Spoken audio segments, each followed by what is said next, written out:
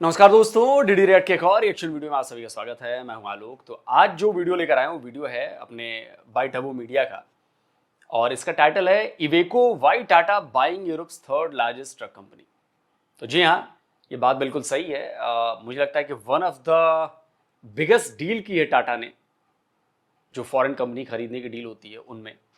और ये शायद 38,000, ये स्क्रीनशॉट लगाता हूँ, 38,000 करोड़ का मामला है। शायद एक वीडियो में मैंने आपको बताया भी था, पिछले 4-5 दिन पहले एक रिएक्शन वीडियो बनाया था मैंने। तो उसमें मैंने इस बात का जिक्र किया था कि ये शायद इटालियन कंपनी है आइवेको, और इसको भारत ने खरीद लिया है। ट्रक की कंपनी है और ये बहुत बड़ी कंपनी है। और वैसे ट्रक के सेक्टर में हम सबको पता है कि टाटा का नाम कहाँ पर आता है। आई थिंक मुझे लगता है कि इंडिया के 35-40% मार्केट पर टाटा का कब्जा है। तो ट्रक के मामले में तो टाटा का कोई तोड़ नहीं है। तो अब इसने एक इटालियन कंपनी है, यूरोपियन कंपनी कह रहे हैं, तो शायद जहां तक मुझे याद आ रहा है इटालियन कंपनी है। तो ये कोई बहुत बड़ा दांव चलने वाले हैं, बहुत बड़ा दांव। इसका लॉन्ग टर्म इंपैक्ट जो है वो ज्यादा बेहतर आएगा, मुझे ऐसा लग रहा है। चलिए देखते हैं वीडियो में क्या बता रहे हैं। जब एक कंपनी बहुत सारी कंपनी से मिलकर बनी होती है या फिर काफी सारी कंपनीज को वो ओन करती है तो ऐसी कंपनी को कॉन्ग्लोमरेट बोला जाता है। और टाटा इंडिया का एक ऐसा कॉन्ग्लोमरेट है जो कि नमक से लेकर एरोस्पेस हर एक फील्ड में प्रेजेंट है, लगभग अपनी 30 कंपनीज के साथ। लेकिन इस मैसिव कॉन्ग्लोमरेट के अंदर भी एक ऐसा कॉन्ग्लोमरेट है जो कि साइज में बहुत ज्यादा बड़ा है और लगातार बढ़ता ही जा रहा है, और वो है टाटा मोटर्स। टाटा मोटर्स का passenger vehicle division third largest car maker है इंडिया के अंदर। लेकिन इंडिया से बाहर टाटा की कार्स कहीं भी नहीं दिखाई देती है, वो बाहर कुछ भी नहीं बेचते हैं। इसके अलावा टाटा ऑन लैंड रोवर फिलहाल अच्छा बिजनेस कर रहे हैं, लेकिन उनकी जैगवार, उसकी हालत काफी खराब दिखाई देती है। तो कुछ हद तक तो ये बोला जा सकता है कि टाटा पैसेंजर व्हीकल्स के मामले में ठीक ठाक कर रहे हैं, बट नथिंग एक्स्ट्राऑर्डिनरी। लेकिन ये बात इनके ट्रक डिवीजन के लिए बिल्कुल भी नहीं बोली जा सकती, क्योंकि टाटा के पास इंडिया की कमर्शियल व्हीकल मार्केट का ऑलमोस्ट 40% शेयर है, जिसकी वजह से टाटा इंडिया की सबसे बड़ी ट्रक मैन्युफैक्चरिंग कंपनी है। लेकिन इतना ही नहीं, अनलाइक देयर कार्स, टाटा अपने ट्रक्स को दुनिया के कई और देशों में भी बेचते हैं। और अगर वॉल्यूम के हिसाब से बात करें तो 2024 तक टाटा दुनिया की 10th largest truck manufacturing company भी थी। And not only that, Tata trucks Korea की देवू कमर्शियल व्हीकल्स को भी फुली ओन करती है, जो कि साउथ कोरिया में फिलहाल सेकंड बिगेस्ट ट्रक मेकर है। तो टाटा ट्रक्स के मामले में दुनिया के अंदर अपनी एक ठीक ठाक पहचान रखती है। लेकिन अब टाटा कुछ ऐसा करने जा रही है जिससे उसका कद हद से ज्यादा बढ़ जाएगा और यूरोप की ट्रक मार्केट के अंदर भी टाटा कब्जा कर पाएगी। दरअसल टाटा मोटर्स यूरोप की third largest truck maker company यानी कि इवेको को लगभग $4.5 बिलियन यानी कि 38,000 करोड़ रुपए में खरीद रही है। ये एक्विजिशन टाटा मोटर्स का अब तक का सबसे बड़ा एक्विजिशन बताया जा रहा है, क्योंकि बताइए, $1 बिलियन के लिए पाकिस्तान का पीएम इधर उधर भाग रहा है और हमारी एक कंपनी $4.5 बिलियन का तो डील ही कर लेती है यार। जरा सोचिए कितनी बड़ी बात है। $1 बिलियन के लिए पाकिस्तानी पीएम नाक रगड़ता है। कभी चाइना, कभी सऊदी अरबिया, कभी वर्ल्ड बैंक, कभी IMF, कभी अमेरिका, कभी इधर कभी उधर। और हमारे यहाँ कंपनी जो है, हमारी एक कंपनी टाटा मोटर्स $4.5 बिलियन का काम कर लिया। वो करेगी भी क्यों नहीं भाई। टाटा का जो पूरा एसेट है, मुझे लग रहा है जो पूरी कंपनी है, वो तो पाकिस्तान से ज्यादा, GDP से ज्यादा है ना इसकी वैल्यू, सोचिए। और ये चलते हैं हमारे साथ कंपेयर करने यार। जा रहा है, क्योंकि JLR के टाइम पर भी टाटा ने $2.3 बिलियन ही खर्च करे थे और यहाँ पर उससे ऑलमोस्ट डबल कर रहे हैं वो। ये इतनी बड़ी डील है कि इस पूरे अमाउंट में से ऑलमोस्ट $1.15 बिलियन टाटा इक्विटी के जरिए रेस करेगी। और क्योंकि टाटा एक बहुत बड़ा रिस्क ले रही है, इसीलिए कई लोगों का मानना यह भी है कि शायद से टाटा एक गलत कदम उठा रही है, और इसीलिए डील अनाउंस होते ही टाटा मोटर्स के शेयर 4% तक गिर गए थे। तो बड़ा सवाल यह है कि टाटा इतना बड़ा रिस्क ले क्यों रही है, क्या है ऐसा इस कंपनी में खास, इस एक्विजिशन से टाटा मोटर्स का क्या फायदा होगा, और ये यूरोप की one of the biggest trucks बनाने वाली कंपनी अपने आप को नीलाम क्यों कर रही है टाटा को। इन सभी सवालों के जवाब मैं इस वीडियो के अंदर एक एक करके देने वाला हूं, और इसकी शुरुआत हमें इस यूरोपियन जायंट के बारे में जानने से करनी चाहिए। तो इवेको एक इटालियन कंपनी है जिसकी शुरुआत 1975 में हुई थी, और इसे 5 कंपनी से मिलकर बनाया था, यानी कि फिएट इंडस्ट्रियाली, ओम, लांसिया, यूकिक और मैग्रियस द्विट्स। इवेको देखते ही देखते बहुत जल्दी एक बड़ी कमर्शियल व्हीकल बन गई थी, और आज की डेट में इस कंपनी की पकड़ यूरोपियन यूनियन में बहुत बड़ी है। ये कंपनी यूरोपियन ट्रक मार्केट का ऑलमोस्ट 12 से 13% तक शेयर रखती है, जिस चलते ये यूरोप की थर्ड या फिर फोर्थ लार्जेस्ट कंपनी हमेशा बनी रहती है। और स्कानिया और मैन जैसी बड़ी ट्रक कंपनीज के डायरेक्ट कॉम्पिटिशन में रहती है, जिनके नाम आपने भी सुने होंगे। इसके अलावा इवेको LCV यानी कि लाइट कमर्शियल व्हीकल के मामले में भी यूरोप के अंदर 12.2% मार्केट शेयर होल्ड करती है, और लैटिन अमेरिका के अंदर 18%। और अगर हम बसेस की बात करें तो ये कंपनी कंपनी यूरोप की सेकंड लार्जेस्ट बस कंपनी है जो कि 25% मार्केट का शेयर ओन करती है वहां पे। एंड इसके अलावा रेवेन्यू के मामले में भी ये company 5th largest engine manufacturer है, वो भी पूरी दुनिया के अंदर। और हो भी क्यों ना, इवेको ने अपने इंजन की कैपेबिलिटी और पावर को डकार रैली जैसे रूथलेस इवेंट के अंदर मनवाया है कई बार। और अगर हम इसी साल की बात करें ना, तो 2025 के अंदर भी इवेको ने ट्रक कैटेगरी के अंदर डकार रैली जीती है, जिसमें इनके पावर स्टार ट्रक ने लगभग 58 मिनट्स के अंदर रैली को कंप्लीट करा था। और टॉप 10 में से 9 ट्रक्स इवेको पावर स्टार ही थे, मतलब नियरली टोटल डोमिनेंस मिली है इस कंपनी को इस ट्रक वाली क्लास के अंदर। और हर विनिंग ट्रक के अंदर लगा था 12.9 लीटर का कर्सर 13 इंजन, जो कि जनरेट करता है 1000 bhp और 5000 Nm का टॉर्क। और यही इंजन और इनके ड्राइवर की रेजिलियंसी है जिसकी वजह से ये ट्रक्स इतने ज्यादा कमाल का परफॉर्मेंस कर पा रहे हैं डकार रैली के अंदर। और शायद से कहीं ना कहीं इनके कमाल के इंजन ही एक बड़ा रीजन है जिसकी वजह से इनकी इतनी ज्यादा सेल्स होती हैं। तो अब तक हमें इतना तो समझ में आ गया है कि ये कोई रैंडम ट्रक बनाने वाली कंपनी नहीं है। ये कंपनी कमाल की है, बड़ा मार्केट शेयर रखती है और काफी टेक्नोलॉजिकली एडवांस भी है। और इसीलिए यहीं से एक बड़ा सवाल उठता है कि अगर सब कुछ ठीक ठाक ही है तो इसे टाटा को क्यों बेचा जा रहा है। देखो, फिलहाल इवेको को एग्नेली फैमिली ओन करती है, जिनके पास इसके 27% शेयर्स हैं और 47% वोटिंग राइट्स। और एग्नेली फैमिली इस कंपनी को बेचकर अपने शेयर से पैसे कमाना चाहती है। और ऐसा इसलिए क्योंकि बाकी हर एक ऑटोमोबाइल कंपनी की तरह ही इवेको भी एक ऑटोमोबाइल कंपनी ही है। और इस सेक्टर में जो कंपनीज होती है ना, उनको चलाने में बहुत ज्यादा पैसा लगता है। ये बहुत ज्यादा कैपिटल इंटेंसिव होती है और इसमें जो मार्जिन है ना, वो भी 5.6 से 5.8% के बीच में ही है। इसके अलावा यूरोप के अंदर ट्रकिंग मार्केट भी डाउनसाइज हो रही है। और अगर इवेको को हाइब्रिड और इलेक्ट्रिक पावर ट्रेन्स में R&D और इवोल्यूशंस कंटिन्यू रखने हैं तो इन्हें और भी ज्यादा डेट्स लेने पड़ेंगे, जो कि इस डाउन ट्रेंड के अंदर पॉसिबल नहीं है। वैसे तो इवेको अच्छा, एक और चीज मैंने कहीं पढ़ी थी, पता नहीं ये बात, आप लोग मुझे बताइएगा कितनी बात सच्ची है। जो ये फैमिली बिजनेस जो है, मतलब फैक्ट्रीज, बड़े बड़े ब्रांड्स, तो जो नई जनरेशन आ रही है वो इन फैमिली बिजनेसेस को कैरी करने से पीछे हट रही है। उनको लगता है कि हमें कुछ अपना करना है, हम ये नहीं करना चाहते हैं, हम तो इसके लिए नहीं बने हैं। तो ये बड़ा ट्रेंड यूरोप में भी बढ़ रहा है और कई मैंने खबरें ऐसी पढ़ी हैं। तो आप लोग मुझे बताइए क्या ये सच है? हो सकता हो कि जो फैमिली इसको ओन करती है इवेको को, उस फैमिली की जो अगली जनरेशन है वो शायद करे कि यार हम क्यों इसमें माथा कपाए, इतना शेयर बेचते हैं, पैसे लेते हैं, आने वाली 2-4 पीढ़ी उस पैसे से राज करेंगे, कुछ और कर लेंगे यार। हालांकि मुझे ये लगता है कि भाई करना तो जो उन्होंने मैनेजमेंट हायर कर रखी है उन्हीं को होता है, लेकिन ओवरऑल एक आपको गाइडेंस देनी पड़ती है, आपको उसमें इन्वॉल्व होना पड़ता है, ये मुझे लगता है। क्योंकि बिना हेड की इन्वॉल्वमेंट के आप कंपनी को किसी और के भरोसे छोड़कर आप ग्रो नहीं करा सकते, वो चाहे आप कितने भी बड़े बंदे को ले आए, तो आपकी इन्वॉल्वमेंट तो रहती है। तो मुझे यही पता चला है कि भाई फैमिली बिजनेस को ज्वाइन करने में आजकल के बच्चे जो हैं, जेन जी जिसे कह रहे हैं, वो इंटरेस्टेड नहीं। और इसकी वजह से बड़ी दिक्कतें आ रही हैं ऐसी जो बड़ी फैमिलीज हैं उनको। प्लीज मुझे आप लोग बताइएगा कमेंट में कि क्या ये बात सही है या गलत है, या मैंने ये गलत कहीं पढ़ लिया है। वैसे तो इवेको यूरोप के अंदर 3rd या 4th लार्जेस्ट ट्रक कंपनी बनी रहती है, लेकिन वॉल्वो, डाइमलर और स्कानिया जैसे जायंट्स के साथ compete करने के लिए स्केल और R&D पूलिंग की जरूरत पड़ेगी, क्योंकि ये ब्रांड्स ऑलरेडी बड़े ग्रुप्स द्वारा ओन करे जाते हैं। और यहीं पर टाटा इवेको के काम आ सकता है, उनकी रिक्वायरमेंट्स पूरी कर सकता है। इसके अलावा इस कंपनी को बेचने का जो सबसे बड़ा रीजन है ना, वो है खूब सारा एक्स्ट्रा पैसा जो कि टाटा इन्हें दे रही है। यस, टाटा मोटर्स इवेको को एडजस्टेड शेयर प्राइस से 34 to 41% प्रीमियम पे खरीद रही है। यानी टाटा मोटर्स इस डील के लिए इतने पैसे फालतू दे रही है। लेकिन क्यों?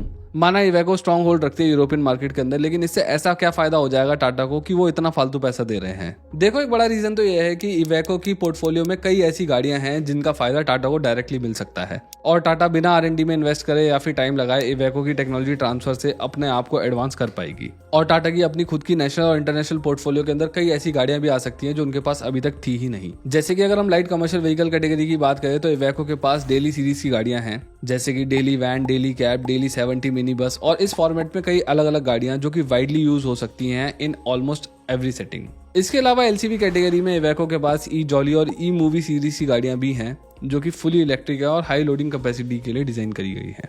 ये दोनों ही सीरीज के व्हीकल कई फॉर्म और फैक्टर्स में आते हैं and again these can help Tata big time, क्योंकि इलेक्ट्रिक कमर्शियल व्हीकल मार्केट में टाटा को इन गाड़ियों से इंस्टेंट एज मिल सकती है बाकी कंपटीशन के मुकाबले। इसके अलावा इनके पास 19 टन कैपेसिटी वाला यूरो कार्गो ट्रक भी है जो कि अगेन अलग अलग फॉर्म फैक्टर्स में आता है और ये 4x4 वर्जन के साथ भी आता है। इसके बाद अगर हम हैवी व्हीकल कैटेगरी की बात करें तो इनके पास एस वे ट्रक्स हैं जो कि 30 टन की कैपेसिटी के साथ आते हैं और ये ईवी फॉर्म में भी अवेलेबल हैं, तो यहाँ पर भी अगेन एज मिलेगी टाटा को। एक्स वे ट्रक्स अवेलेबल हैं जो कि 32 टन की कैपेसिटी के साथ आते हैं और ये ऑफ रोड कैपेबिलिटीज के साथ भी आते हैं। और टी वे सीरीज के ट्रक्स भी अवेलेबल हैं जो कि लगभग 41 टन की पेलोड कैपेसिटी के साथ आते हैं, जो कि इंडिया में मिलने वाले ज्यादातर ट्रक से बहुत ज्यादा है। इसके अलावा जैसे मैंने पहले बताया, इवेको सेकंड लार्जेस्ट बस कंपनी भी है यूरोप के अंदर, तो इनके पास कई सारी ऐसी बसेस, छोटी वाली वैन्स वगैरह हैं जो कि टाटा के बहुत ज्यादा काम आ सकती हैं, अपनी पोर्टफोलियो में वो ऐड कर सकते हैं।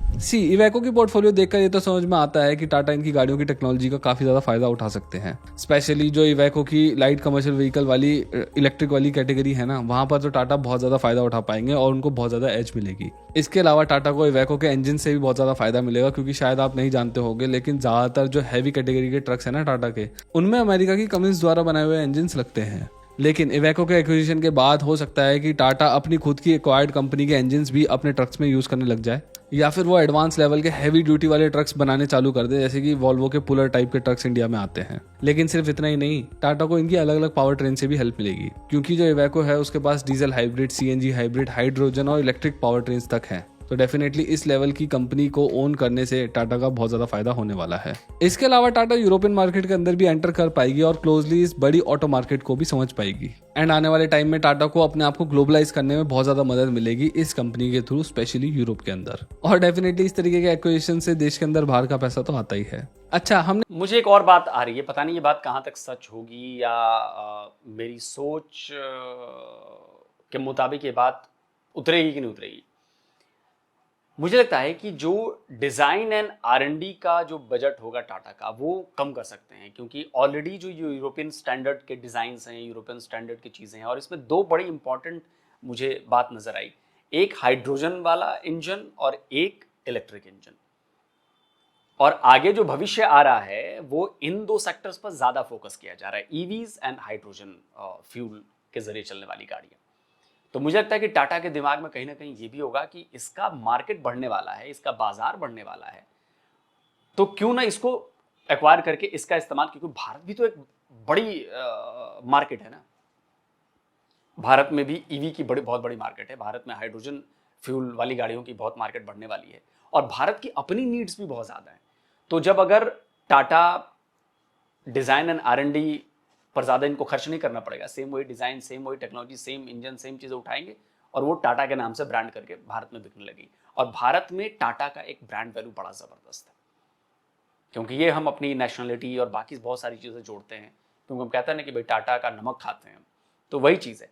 तो टाटा जब उसको लेकर यहाँ पर आएगा तो जाहिर तौर पर जो विदेशी ब्रांड्स यहाँ पर ऑलरेडी हैं, वॉल्वो है या जो बाकी ये 2-3 ब्रांड्स आप बता रहे हो, उनको टाटा का जो भरोसा है वो बहुत भयानक टक्कर देने वाला। तो मुझे लगता है कि आने वाले टाइम पे टाटा ये अगर प्रीमियम पैसे दे रहा है, ज़्यादा पैसे दे रहा है, तो मुझे लग रहा है कि इसीलिए दे रहा है क्योंकि उसको पता है कि जो मेरा मार्केट है, भारत का मार्केट है, आप यूरोप छोड़ दो, बाकी छोड़ दो, भारत का मार्केट है, अगर वहां पर इन्होंने इसको पिच करके और इसको ठीक से सेल आउट करना शुरू कर दिया, यहाँ पर लोगों ने उसको पसंद करना शुरू कर दिया, तो मतलब डोमेस्टिक मार्केट ही उनको फुलफिल कर देगी। और मुझे लग रहा है ऐसा। कहाँ तक हूँ मैं, बहुत ज़्यादा ऑटो एक्सपर्ट या ऑटो मार्केट एक्सपर्ट नहीं हूँ, बट एक जो मुझे बात समझ में आई एज ए लेमैन, वो मैं आपको बताने की कोशिश कर रहा हूँ। अच्छा, हमने ये तो जान लिया कि इस एक्विजिशन से टाटा का क्या फायदा होगा, लेकिन इवेको का क्या इस कंपनी को भी इस डील से कोई फायदा होने वाला है? देखो, ऑब्वियसली ये बात अभी से तो प्रेडिक्ट नहीं करी जा सकती है, लेकिन बाहर की कंपनीज के लिए टाटा की ओनरशिप ज्यादातर फायदे की बात साबित हुई है। फॉर एग्जांपल हम देवू की बात कर सकते हैं। टाटा ने बर्बाद होती साउथ कोरियन कंपनी देवू को 2004 में 465 करोड़ रुपीस में खरीदा था, और आज ये कंपनी साउथ कोरिया की सेकंड लार्जेस्ट ट्रक कंपनी बनकर बैठी है विद मार्केट शेयर ऑफ 26%। और इस कंपनी की जो ग्रोथ भी है ना, वो फिलहाल स्टेबल दिखाई देती है। और वैसे ही लैंड रोवर भी टाटा के अंदर काफी ज्यादा अच्छा ग्रो कर रही है। हाँ, वो बात अलग है कि जैगुआर ने अपनी कहानी खराब कर रखी है, लेकिन ओवरऑल अगर हम देखें तो बाकी ब्रांड्स के लिए टाटा की ओनरशिप फायदे का सौदा ही साबित हुई है, और टाटा को तो इससे फायदा होगा ही।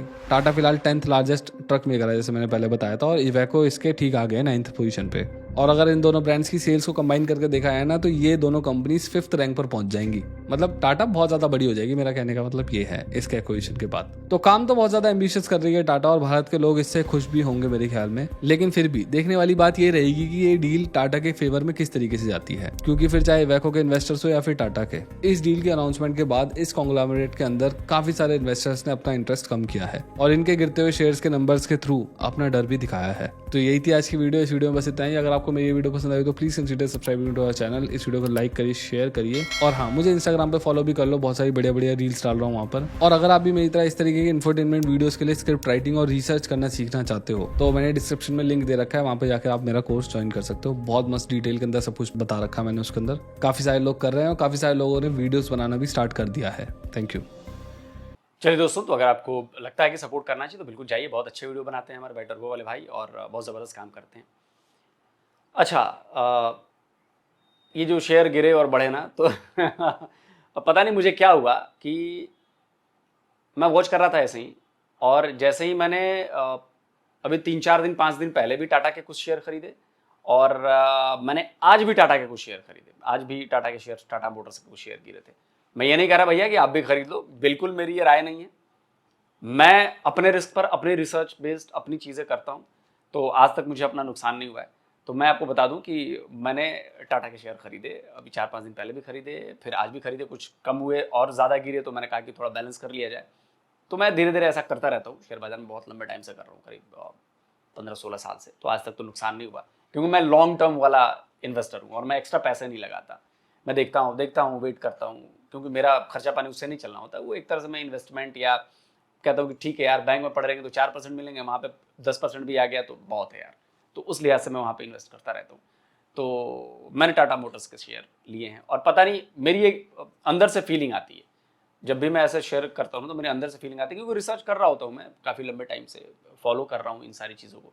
तो मुझे लगता है कि नहीं यार, टाटा मोटर्स अभी गिर रही है, लेकिन टाटा की कंपनी या टाटा मोटर्स ऐसी कंपनी नहीं है जो आपको नुकसान करा के जाएगी। हाँ, इंट्राडे की बात नहीं कर रहा, बट अगर मैं लॉन्ग टर्म में जाऊँ, साल भर 2 साल में तो शेयर पड़े रहते हैं, साल भर 2 साल शेयर पड़े रहते हैं, मैं ऐसे नहीं करता। तो मुझे लगता है कि मुझे ये फायदा देकर जाएगी, तो इसलिए मैंने कुछ शेयर लिए हैं। बहुत ज़्यादा नहीं लिए हैं यार, छोड़ो यार, अब क्या बताना। मतलब मैं तो थोड़े थोड़े लेता हूँ, हर महीने मेरा फिक्स है 10, 20, 50 ऐसे करके ना, थोड़े थोड़े फिर पोर्टफोलियो बनाता रहता हूँ। इतने पैसे तो है नहीं कि एक साथ मैंने 100 शेयर ले लिया, एक साथ 500 शेयर ले लिए, तो इतने तो है नहीं भाई। तो ये खैर, लेकिन मुझे ये लग रहा है, मुझे ये बिलीव है टाटा में, हमारी कंपनी में, कि टाटा वही काम करेगी जो उसने दाइवो के साथ किया है। ठीक है, जगुआर हो सकता है, लेकिन लैंड रोवर तो बढ़िया काम कर रही है। तो मुझे लग रहा है कि ट्रक के मामले में टाटा बहुत अनुभवी है, और वर्ल्ड की मार्केट में जब वो जाएगी, फॉरेन मार्केट में वो जाएगी, तो अपना दबदबा कायम रखेगी और टाटा से भी बहुत फायदा मिलेगा उसको, टाटा के अनुभव का भी बहुत फायदा इवेको को मिलेगा। ये ऐसा मुझे लग रहा है। तो आप लोग क्या कहते हो दोस्तों, ये डील अच्छी है, बुरी है, आपकी नज़र में क्या है? कमेंट करके जरूर बताइए। जल्दी मिलता हूं एक और नए वीडियो के साथ। नमस्कार, जय हिंद। तो अगर आप चाहते हैं मुझसे बात करना, मुझसे कोई सवाल पूछना, तो फैन कॉल पर आप मुझसे कनेक्ट हो सकते हैं। फैन कॉल में ये सुविधा है कि आप अपने हिसाब से वहां पर जाकर टाइम स्लॉट बुक कर सकते हैं कि आपको फलाने दिन मुझसे बात करनी है, फलाने टाइम पे मुझसे बात करनी है। लेकिन ये भी बता दूं कि ये पेड सर्विस है,